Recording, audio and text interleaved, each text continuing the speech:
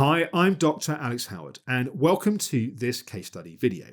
The purpose of these videos is to bring to life the personalised, evidence-based and integrative way that we work with our patients here at the Optimum Health Clinic. Over the last 2 decades, we've worked with over 10,000 patients in well over 50 countries around the world. And for this case study, we are exploring Alison's journey. Alison came to the clinic suffering with chronic fatigue syndrome and was desperately struggling to get through the day without needing to go to bed to rest. Let's hear from Alison herself.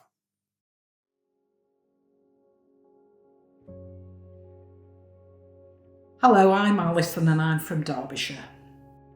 So it started really after I'd been doing some academic work. I was so exhausted.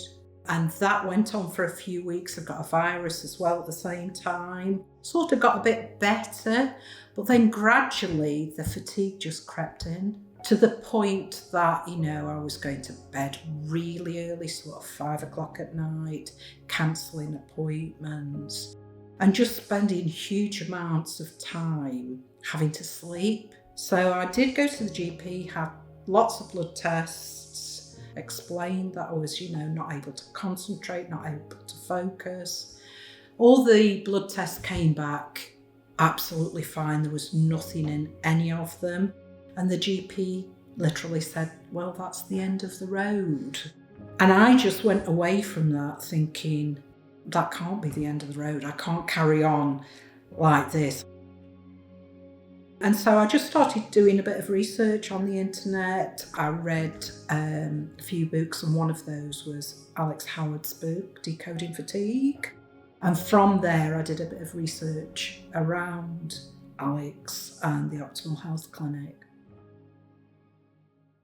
So Alison got in touch with the clinic, and the first step in our process is to have a free discovery call, which Alison had with our chief executive, Kirsty.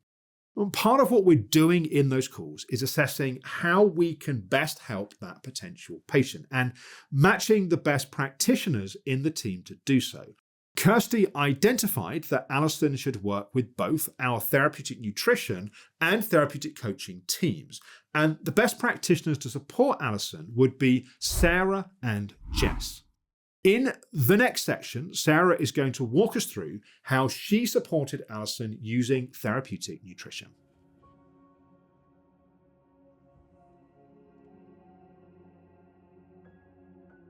Reflecting back on my journey with Alison in nutrition, I remember that when she first came to me, her fatigue was really a 6 out of 7, which is almost as high as it possibly is on our normal scoring.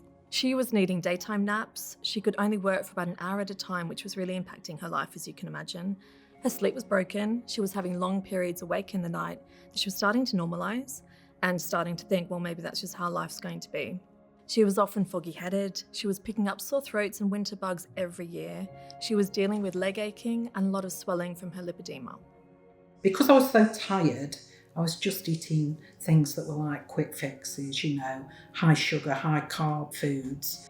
And I knew there weren't the right things to eat, but didn't really know how to address that really. So working with Sarah, she takes lots of information before you start on the nutritional program about, not only food diaries, but your understanding of nutrition and things like that. So on the nutrition team, we approach a client always in a very thorough way. We're not just looking at what somebody's eating on the surface, but we're looking at digestion, we're looking at energy patterns, we're looking at sleep, their medical history, and really crucially what they've already tried in terms of diet and nutrition in the past. And then of course, any blood test results they might already have.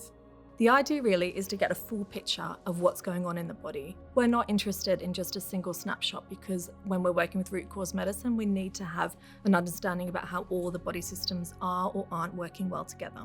So then at that point, we looked more closely at Alison's blood test results that she already had from her GP.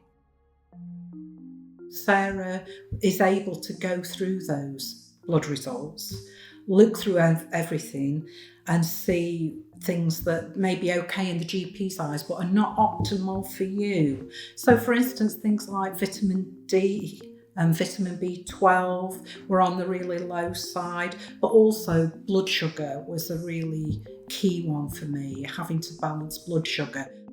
When working with most clients, what we really like to do on the nutrition team is get some foundation areas in place. So for Alison, what that meant we focused on was making sure she had some protein with every meal, cutting back on caffeine in particular, and swapping out refined carbs for foods that offer a lot more slower, steadier release of energy. So that generally means looking at foods that have a lower glycemic load. And we coach our clients really carefully around what that means for them and which foods to increase and decrease. What happens is when your blood sugar levels are on a roller coaster, so that means big spikes followed by crashes, it puts a lot of stress on your adrenals and it can actually leave you feeling really wiped out. And it's a big cause for quite a lot of our clients' fatigue levels. It wasn't too onerous. It sounds really onerous at first, but Sarah just takes small things that are easily achievable and actually got me back to the health eating that I did once do, that I'd just gone off track with. So in Alison's case, alongside the food changes we made, I added in some targeted supplements, including a blood sugar support formula, which made a big difference for her, magnesium, vitamin D, omega-3, a really good quality multivitamin, and that worked to correct some of these nutrient gaps that we identified in that blood work that we'd already looked at. These helped to steady her energy, improve her sleep, so that we could see that the nutrition and the supplementation there were working really hand in hand. It's really important to say though that we really do take time and care individualizing the supplement plans for each client, so we're looking to see what you need at that point in time. And for Alison, we also then added in some mitochondria support, which helped to meet her needs. I encouraged a lot of fermented foods and probiotics to improve Alison's gut health. We know the gut health is really, really important because we're talking about enhancing nutrient absorption and assimilation, improving mood, reducing anxiety, and supporting overall energy. And the gut is really central to all of those different aims, which work really well for Alison. Although I was sleeping all the time, I would often wake several times in the night and then be up for, a couple of hours at a time. And that was a pattern that I'd got into regularly. With our functional medicine approach, we see sleep as one of the most powerful tools for healing and restoration. It's when the body repairs tissues, it's when it balances hormones and restores energy reserves. So in Alison's case, she had actually normalized waking for hours in the night, which is not individual to Alison. We do see that quite regularly with a lot of our clients. And that then left her feeling completely exhausted the next day and had a knock-on effect to all the other things that were going on in her day-to-day life. So we focused on supporting her nervous system. Jess did an amazing job working on that on the other side in psychology. We were looking at her evening blood sugar balancing and introducing magnesium glycinate, which really helped her muscles relax and help promote much deeper sleep. It really had big difference for Alison. The sleep is so much better. I think partly that is to do with the supplements. The magnesium has been brilliant for that, ensuring that my blood sugar is more stable with the diet and the supplements, I think has really improved it. So now I generally sleep throughout the night.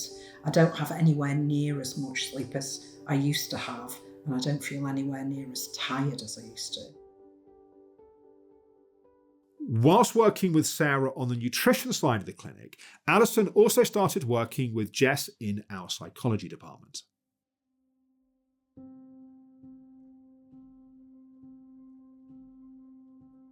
So initially, quite concerned, quite worried about how having psychological therapy, what we would do in it, what we would cover. I was concerned, worried, but also, thinking, how can this address me being tired all the time, basically? So to help Alison, the first most important thing in this case felt like it was all about helping her to really get a sense of what she wanted her recovered life to look like. So when she came to us, she knew she didn't want to feel so ill anymore. She didn't want to feel so fatigued, so tired. But when I asked her to kind of give me a goal, how do you want to feel at the end of these sessions? She said, I just want to be able to get through the day without sleeping. And in order for Alison to make progress, we needed to really paint that picture of recovered life, because the body's really wise. So if the plan was to go back to using the energy to overwork, put everyone else's needs first, and have little to no time for herself and meet her own needs, then the energy was very unlikely to return. So the initial focus was all about what did she want her recovered life to look like? And actually, it turned out that it was much more than just having energy and getting through the day without needing to sleep. What she really wanted was the freedom to be able to go swimming, enjoy her work, meet up with her friends, socialise, cook, paint, write, go on dog walks, and really enjoy time with her husband again. It really made me think in the sessions with Jess about the tiredness, how that had accumulated over the years through life events, really, past traumas, bereavements. Jess was able to break it down into, personality types and what kind of person are you? Are you a helper? Are you a perfectionist? All those kind of things were really helpful. And it's sort of that initial thought of, what is this going to be? How is this going to address the fatigue? It very quickly went. Alison initially recognised quite big helper and achiever patterns, and these were quite obvious and showed up in her choice of career. She's an educational psychologist, and this career involves a lot of academic and clinical achievements to get there, and a strong urge to help others. And in Alison's case, this was particularly around helping children. Through kind of exploring her present and her past, we were also able to pick out some other personality patterns that were showing up quite strongly, which included the anxiety type, trauma type, and perfectionist. And for Alison, this was helpful. We always say at the clinic, if you can see it, you don't have to be it. And these ways of being have become so normal for Alison that she wasn't able to see it until we explored it together. And once she could see it, she could then work on those patterns to work towards bringing them into balance again. So really understanding all those different personality types was a big part of the puzzle for Alison.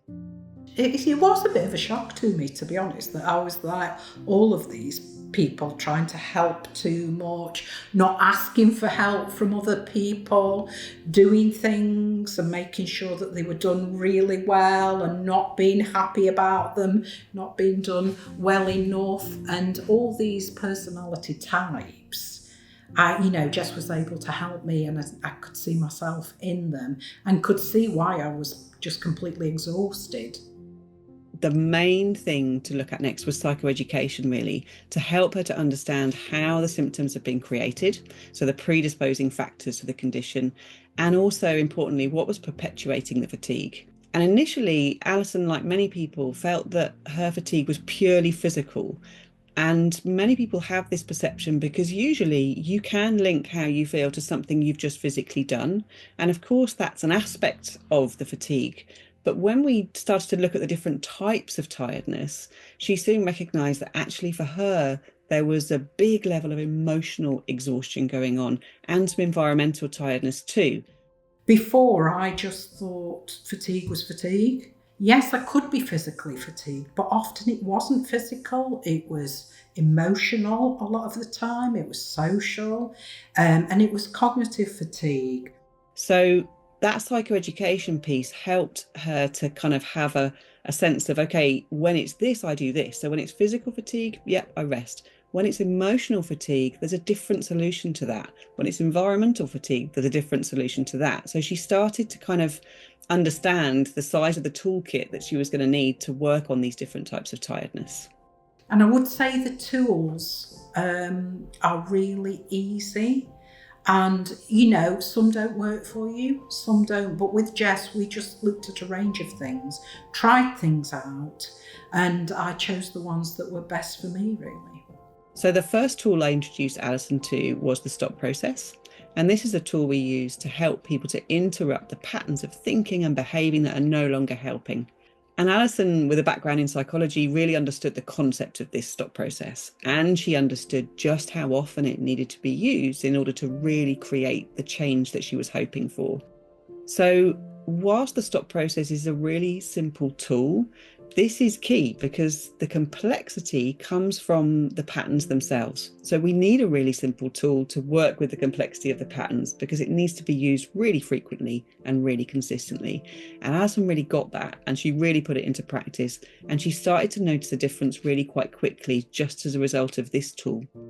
It's very easy, very quick, but it takes you out of that momentum of just carrying on regardless and makes you stop and think and just pause and take a bit of time.